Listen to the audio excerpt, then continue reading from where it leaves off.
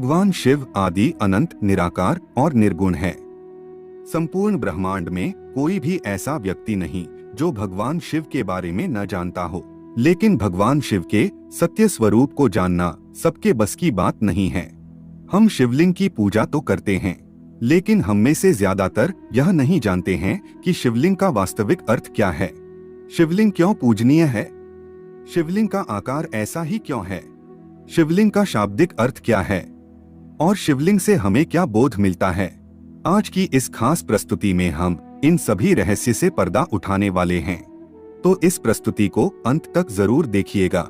बहुत से लोगों ने शिवलिंग का गलत अर्थ बताकर लोगों को भ्रमित कर रखा है, लेकिन सबसे ज्यादा आश्चर्य की बात तो यह है कि इस षड्यंत्र में कुछ विदेशी लोगों के साथ साथ हमारे देश के लोग भी शामिल है। इन लोगों ने शिवलिंग का बहुत ही गंदा मतलब निकाल रखा है, लेकिन सच्चाई ज्यादा देर छिपी नहीं रह सकती है। आज के बाद आपको शिवलिंग का वास्तविक अर्थ और रहस्य पता चल जाएगा, और साथ में यह भी बताएंगे कि शिवलिंग भारत, इजिप्ट, चाइना, एलियंस और पूरे यूनिवर्स में क्यों पूजनीय है। तो इस प्रस्तुति में अंत तक जुड़े रहिएगा।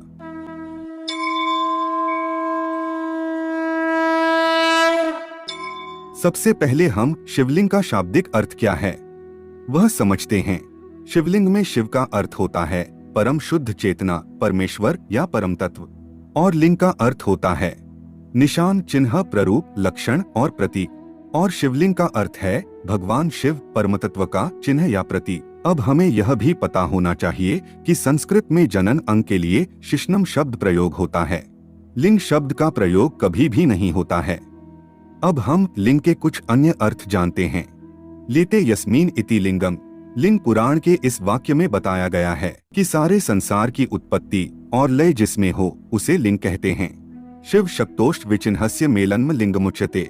शिव पुराण की विदेश्वर संहिता के इस वाक्य में कहा गया है कि शिव और शक्ति का मेल ही शिवलिंग है। आइए अब हम जानते हैं कि शिवलिंग वास्तव में क्या है। शिवलिंग को जानने के लिए हमें सबसे पहले शिव और शक्ति यानी कि पुरुष और प्रकृति को जानना बहुत जरूरी है। शिव आगमों में शिवलिंग को शिव और शक्ति कहा जाता है, वेदों में पुरुष और प्रकृति कहते हैं।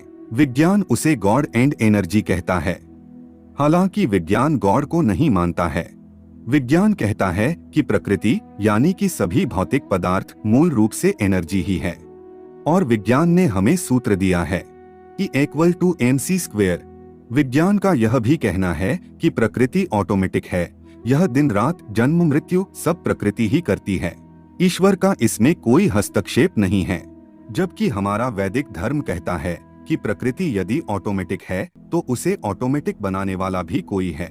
सृष्टि निर्माण के बारे में विज्ञान हमें बिग बैंग की थ्योरी देता है, लेकिन बिग बैंग से पहले क्या था उसके बारे में विज्ञान मौन हो जाता है।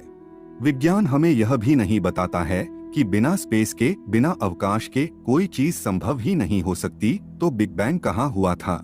लेकिन हमारे वैदिक धर्म में बिग बैंग से पहले क्या था उसकी भी बात की गई है। अब हम प्रकृति की बात करते हैं। प्रकृति का मतलब यह नहीं है कि जो हमें दिखाई देता है। प्रकृति का मतलब होता है कृति से पहले यानी कि बिफोर क्रिएशन, यानी कि सर्जन से पहले जो स्थिति थी वह कहलाती है प्रकृति। प्रकृति में सब कुछ पैदा करने की क्षमता थी, वो जो चाहे पैदा कर सकती थी, और इसीलिए प्रकृति को सर्वगर्भाय कहा जाता है। जो भी संसार में पैदा होगा वह प्रकृति से पैदा होगा। जो चीज जहाँ नहीं है वहाँ से पैदा नहीं हो सकती। X निहिलो निहिल fit. विज्ञान के इस मूल सिद्धांत को हमारे यहाँ हजारों साल पहले ही बता दिया गया था। Out of nothing nothing is produced, from zero can be zero produced, something can produce something. इसका मतलब कि समथिंग समथिंग को प्रोड्यूस करती है, मतलब कि समथिंग यानी कि प्रकृति एग्जिस्ट करती है। इसीलिए कहा जाता है कि प्रकृति अनंत है, इन्फिनिट है।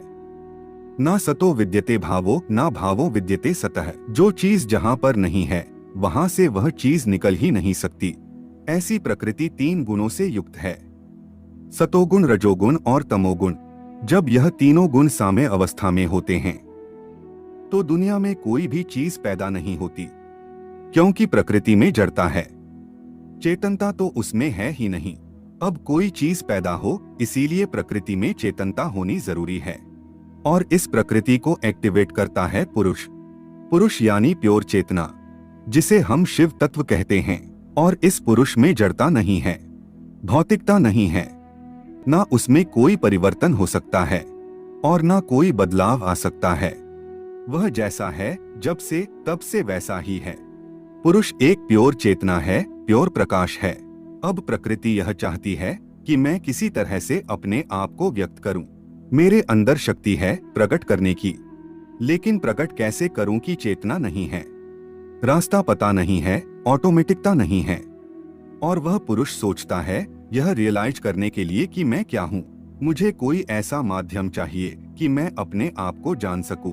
और जब पुरुष और प्रकृति, शिव और शक्ति, गॉड एंड एनर्जी का संयोग होता है तो सब कुछ प्रकट होने लगता है, सर्जन होने लगता है, अणुओं का मटेरियल बनने लगता है, अणु आपस में जुड़ने लगते हैं, ब्रह्मांड बनने लगते हैं, देवी देवता प्रकट होने लगते हैं, जीव सृष्टि जन्म लेने लगती है, दिन और रात होने लगते हैं, और यह सारी सृष्टि ऑटोमेटिक बनने लगती है। और उसको ऑटोमेटिक बनाने वाला वही पुरुष शिव तत्व है। पुरुष और प्रकृति, शिव और शक्ति के मिलन को सिंबलाइज करने के लिए, चिन्हित करने के लिए शिवलिंग का सर्जन हुआ। अब यह याद रहे कि शिव कोई ऐसा व्यक्ति नहीं है जो इस सृष्टि में कहीं निवास कर रहा हो। शिव चेतना की परम अभिव्यक्ति है, जिसकी आगे कोई विभाज्यता नहीं है। एक अस्तित्वहीन अस्तित्व, नाम और रूप से परे अस्तित्व। और इस निर्गुण अनंत शुद्ध चेतना को शिवलिंग के माध्यम से दर्शाया जाता है। और इसी परम तत्व को सगुण रूप में भगवान शंकर के रूप में दर्शाया जाता है। शिव निर्गुण ब्रह्म के प्रतीक है तो शंकर सगुण ब्रह्म के प्रतीक है।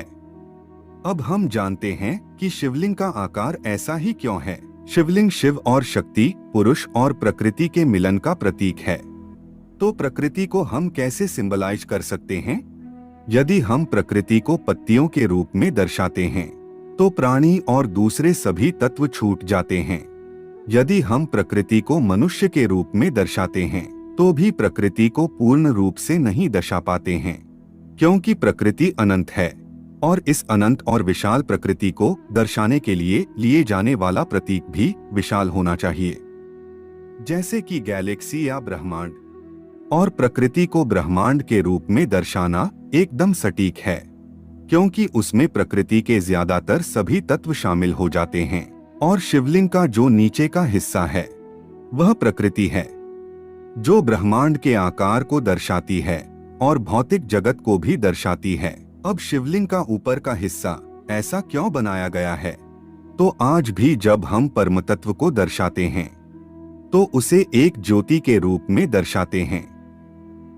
और इस परम शुद्ध चेतना शिवत्व को ज्योति रूप के सिवा और किसी रूप में दर्शा ही नहीं सकते। और भारत में जो 12 स्वयंभू शिवलिंग है उन्हें भी ज्योतिर्लिंग ही कहा जाता है। और श्वेत ज्योति रूप होने के कारण ही भगवान शिव को कर्पूर गौरम, कपूर के जैसे गोरे वर्ण के कहा जाता है। और जब शिव और शक्ति के इन प्रतीकों को एक रूप करके उन्हें पत्थर पर उकेरा गया और जो प्रतीक हमारे सामने आया वह है शिवलिंग। अब हम जानते हैं कि शिवलिंग क्यों पूजनीय है और शिवलिंग से हमें क्या बोध मिलता है। शिवलिंग भगवान शिव और माता आदिशक्ति का प्रतीक तो है ही, और शिव और शक्ति से परे कोई चीज हो ही नहीं सकती। और इसीलिए सभी देवी देवता, ब्रह्मा, विष्णु और शंकर शिवलिंग में ही निहित है। और इसलिए शिवलिंग का पूजन करने से सभी देवी देवताओं का भी पूजन हो जाता है। जब हम शिवलिंग को नमन कर रहे होते हैं तब उस पुरुष अर्थात परम चेतना को नमन कर रहे होते हैं। शिवलिंग से हमें बोध मिलता है कि जिस तरह से पुरुष यानी कि शिव इस प्रकृति के मध्य में रहते हुए भी प्रकृति में लिप्त नहीं हो जाते, उसी तरह हम जीव भी इस शरीर रूपी प्रकृति में रहते हुए शिव की तरह प्रकृति रूपी शरीर की मायाजाल में लिप्त नहीं हो जाना है। हमें जीव से शिव बनने की कोशिश करनी चाहिए और हमारी चेतना के स्तर को ऊपर उठाना चाहिए। अब यदि पृथ्वी पर से सभी मानव सभ्यताएं नष्ट हो जाएं और मानव की सारी पृथ्वी ही नष्ट हो जाए तो क्या भगवान शिव और शिवलिंग रहेंगे या नहीं? और मानो कि सारी पृथ्वी नष्ट हो जाती है और लाखों साल बाद किसी दूसरे ग्रह पर नई सभ्यताएं विकसित होती है, तो उनमें से इजिप्ट जैसी कोई सभ्यता जब सृष्टि के मूल कारण का पता लगाएंगे तो वह शिव और शक्ति को अंक के रूप में चिन्हित करेंगे, जिसमें अंक का नीचे का हिस्सा शक्ति को दर्शाता है और ऊपर का हिस्सा परम शुद्ध चेतना शिव को दर्शाता है। और चाइना जैसी कोई सभ्यता शिव और शक्ति को यिन और यांग के रूप में चिन्हित करेंगे, जिसमें काला रंग प्रकृति को दर्शाता है और सफेद रंग शिवत्व को दर्शाता है। अब सवाल यह बाकी रहता है कि क्या एलियंस भगवान शिव में मानते हैं? तो एलियंस भी भगवान शिव में मानते ही होंगे, क्योंकि भगवान शिव यूनिवर्सल है। बस फर्क इतना हो सकता है कि शिव के नाम और प्रतीक अलग हो सकते हैं। भगवान शिव सनातन है, सृष्टि के मूल कारण है, आदि अनादि है। सृष्टि रहेगी तो भी शिव होंगे और सृष्टि नहीं रहेगी तो भी शिव होंगे। तो मित्रों, यह प्रस्तुति आपको पसंद आई है तो प्रस्तुति को लाइक और चैनल को सब्सक्राइब जरूर करें और कमेंट में ओम नमः शिवाय अवश्य ही लिखेगा। धन्यवाद।